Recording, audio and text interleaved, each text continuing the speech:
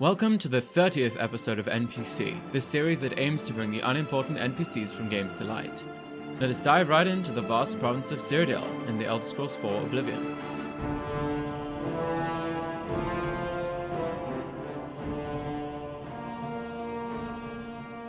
In episode 18, while covering the Black Horse Courier and looking at their articles, I came across one detailing Night Mother rituals. In it, Claudius Arcadia was mentioned as one that performed it. The man in question is present in the prisons, and his house, which the guards seized, also has more to tell. Following through on his story, we run into Rufio, an old man wasting away in the inn in the middle of nowhere. They are entangled in an interesting way. Let us dive into this little story, A Knife in the Dark.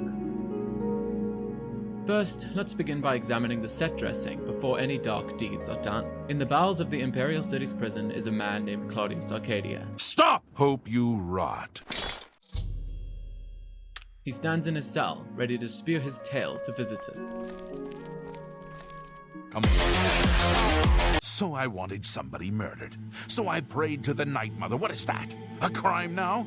They even took my house, those bastards. Ah! He offers nothing more to say, so we have to do some snooping. His house in the Talos Plaza district is indeed taken by the watch. A note on the door reads, "For public notice, this property has been seized by the Imperial Legion and its owner imprisoned. Rituals to the Night Mother or any other attempt to contact the Dark Brotherhood will not be tolerated. Adamus Philida, Imperial Legion Commander."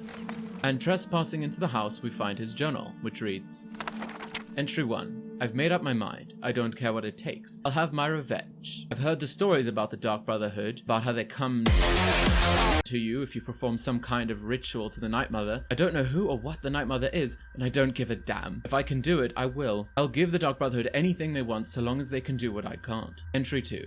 I've learned how to perform the ritual and have procured the necessary items. The bones and skull were easy enough to get, but the heart and skill were a bit more difficult. Skill perhaps refers to skin or something. I'll make the preparations in the cellar.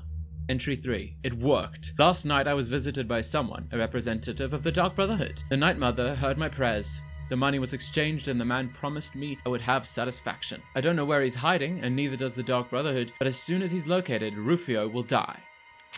Now, knowing this, it is time to find an innocent to murder to kick off the Dark Brotherhood quest. After all, the NPCs around keep saying the line, if you murder someone, the Dark Brotherhood comes to you in your sleep. It's how they recruit new members. I chose to kill Claudius Arcadia, because of course, and then I slept in the prison bed. You sleep rather soundly for a murderer. For his silence, not the symphony of death, the orchestration of Sithis himself. Ironic, then, that I come. My name is Lucian LeChance, and my mother is most pleased. That is why I stand here before you. Find a man named Rufio. Kill him. Do this, and the next time you sleep in a location I deem secure, I will reveal myself once more, bearing the love.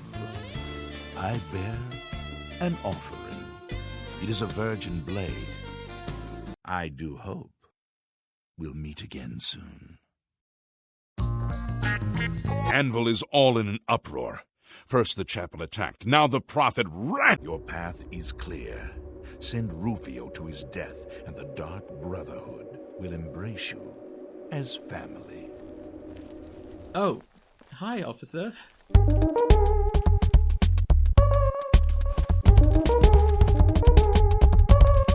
Now, we embark on the quest. Let us travel to the Inn of Ill Omen. I chose to travel to the stables outside of Breville and ride north. Dronara, The inn is a decrepit little thing with a lovely sign with a crow on it. The innkeeper agrees with me. That's a horrible name for an inn, I know, but I like the sign. He also points Crow to Rufio? His room is downstairs. Down the hatch, we find Rufio in his room, waiting for death. When spoken to, we are presented with 3 options. Who are you? What do you want? I ain't done nothing. Remaining silent, he responds with, Just go away. saying that nobody hides from Sithis. Oh, please, no. I can pay you. Name your price. Anything. Anything. Please, just let me live. And responding that he has indeed done something wrong. No, please. I didn't mean to do it. You understand me? She struggled. I told her to just stay still, but she wouldn't listen. I had no choice. Eee, that does not sound good. That, coupled with Claudius's journal, talking about revenge, starts constructing the story more. Perhaps Rufio did some bad things or even murdered a female loved one of Claudius, and this is what it brought. Tragic situation on both ends, given what happened to Claudius. Nevertheless, Rufio falls to one hit, and the quest updates. Oh! I resurrected him for some reason, making all of this play out.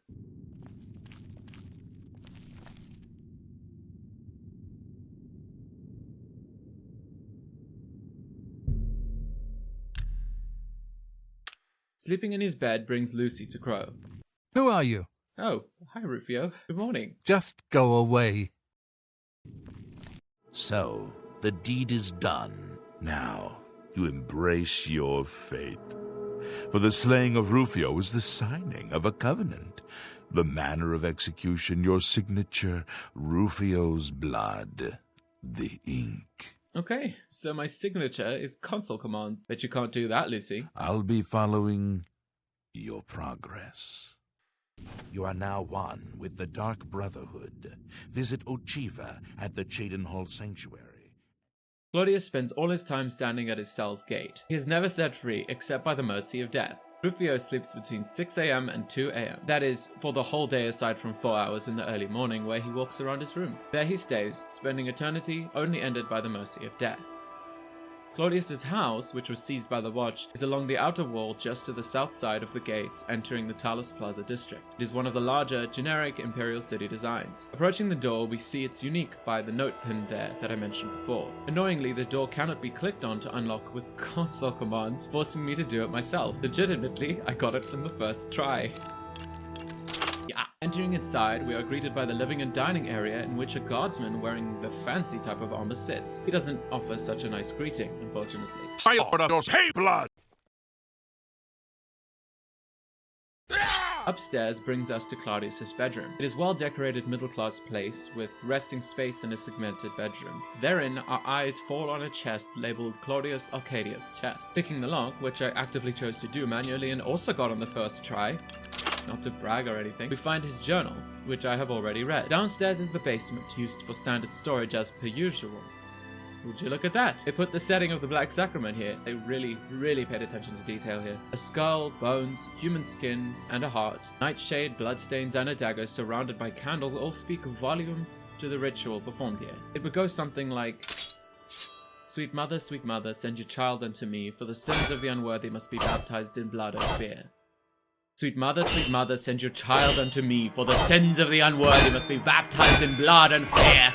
Sweet mother! Rufio's room in the inn is a generously sized, drably furnished place, with no skeletons in the closet, aside from the man living, or rather dying, there.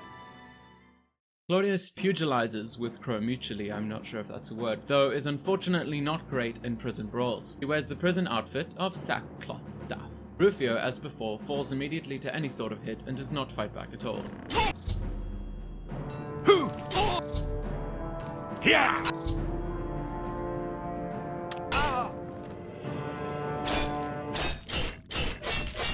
He wears a coarse linen outfit and carries a little bit of gold. Let the NPCs, Claudius Arcadia and Rufio, be NPSeen. Thank you for joining me, and I hope to see you again in the next episode.